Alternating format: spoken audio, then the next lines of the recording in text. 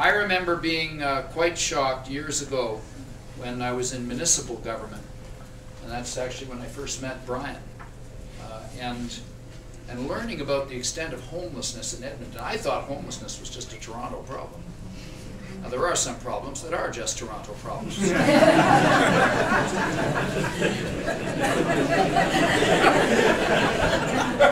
can see you all making your own lists. So I won't have to mention any of them.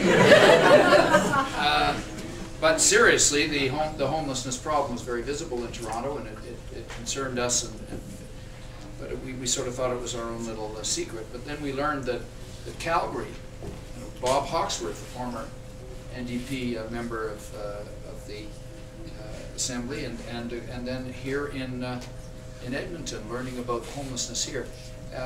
Homelessness is the tip of the iceberg of this problem that I'm talking about. That's when you've reached the end of the road.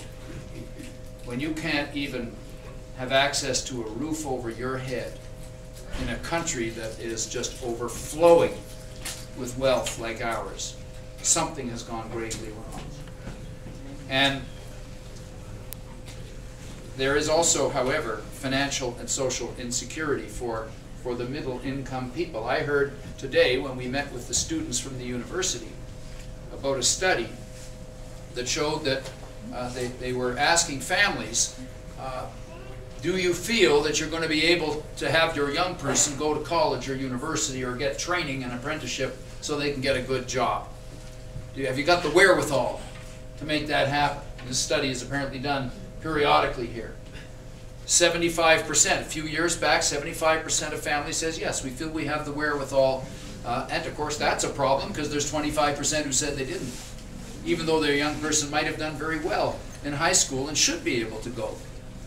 But that number has increased, has fallen to the point where only 45% of middle-income families now feel they have the wherewithal to put their young person through training and university. That's a big worry. That shows that people around their kitchen table, when they're talking with their families about the things that really matter, like what's going to happen to our young person, that they're worried. They see that the kind of opportunity that they felt they would have in our country is being taken away. Why? Well, because our country has backed away from ensuring as a fundamental value that kind of fairness would be there. And it's time that we put that value back. And our party is going to bring this issue forward with a force and strength and passion that goes to the very root of what the CCF and the NDP have always been about.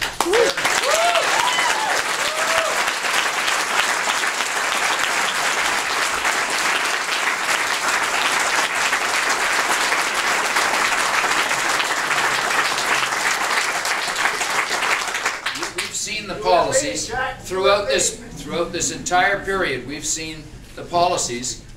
We've known that we're going to have these consequences. We've spoken out about it, but it's time for Canadians, all of them, to get on board with us as we challenge this. The heads of the 100 largest Canadian corporations earn, in just a matter of a few hours on New Year's Day, the salary of the average industrial worker and average working person earned in a whole year in this country. You know, there's just something wrong with that picture. It's got to be, yeah. And yet, you know, the gap is growing. And yet these are the same CEOs in their big organization of CEOs that would stand up and oppose proposals like what we've put before the House of Commons to bring the minimum wage up to a decent level of $10 an hour.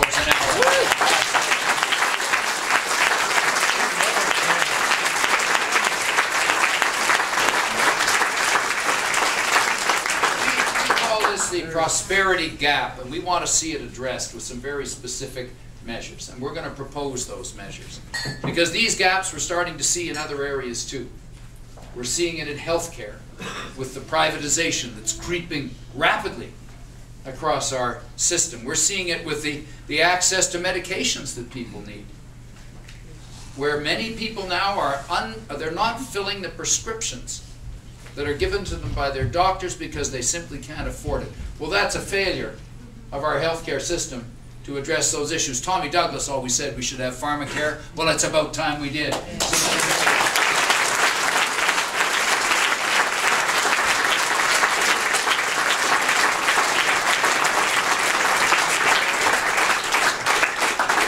You see the same kind of gap developing because we don't have strategies in our country to keep the good, well-paid jobs and to develop the new well-paid jobs of the future.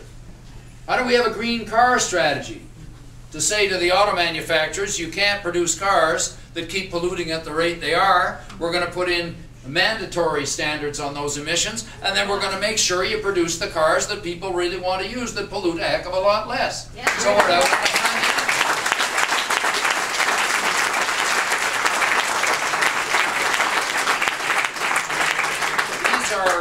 These are the kind of practical proposals. But then you also have to oppose certain things that are happening.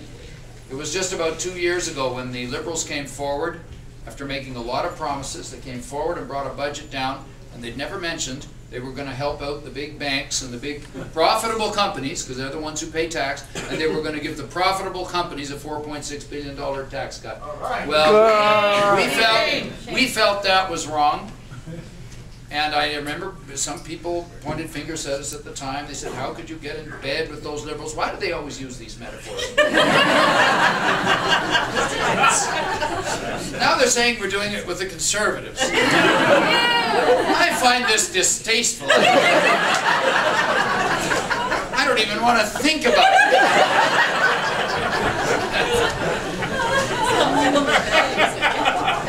Horrifying. What we're trying to do with our votes in the House of Commons is do the right thing. That's what we're trying to do.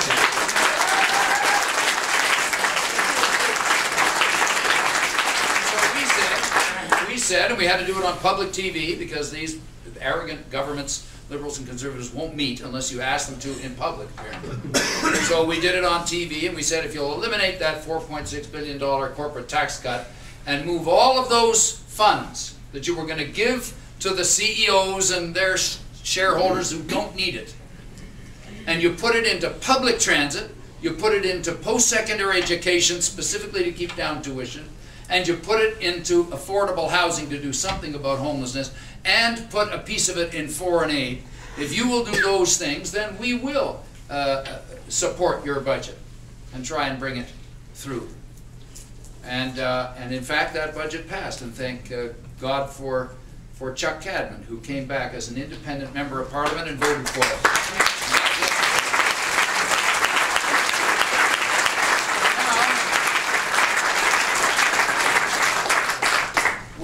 We're facing a similar situation in the Parliament, and we intend to do the right thing as well.